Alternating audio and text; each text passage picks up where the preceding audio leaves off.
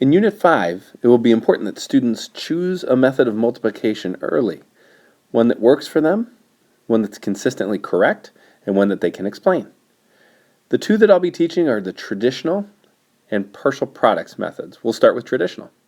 In the traditional method, you start in the ones place, multiplying the 4 by the 6, which gives us 24. 4 in the ones place, carry the 2 to the tens place. Next, 5 times 4 is 20, plus 2 more would be 22. Those go in the hundreds and tens places. Now we've multiplied by the 4, we could cross that out. Now we'll multiply by the 7, which is actually worth 70, so we'll need a 0 in the ones place. 7 times 6 is 42. I'll write the 2 and carry the 4. 7 times 5 is 35, plus 4 more is 39. Now I've multiplied by the 7 as well. I'm ready to add to find my total.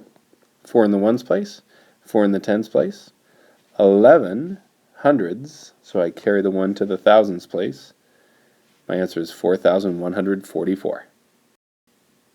In the partial products method, we start similarly. 4 times 6 is 24, but we're going to keep track of each step underneath. So 4 times 6 is 24, 24 goes underneath. I'm going to connect those two to show that I've already multiplied them. Next, 4 times 50, again that 5 isn't worth 5, it's worth 50. 4 times 50 gives me 200.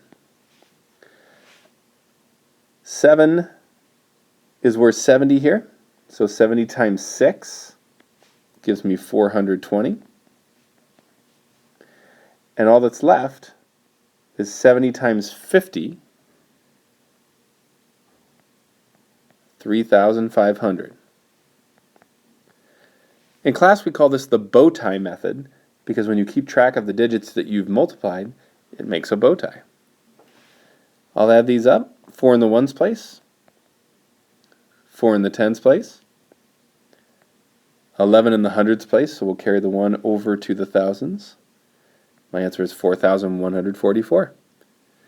Either method works. Again, it needs to make sense to the student, it needs to be effective and work every time they use it, and they ought to be able to explain why it works.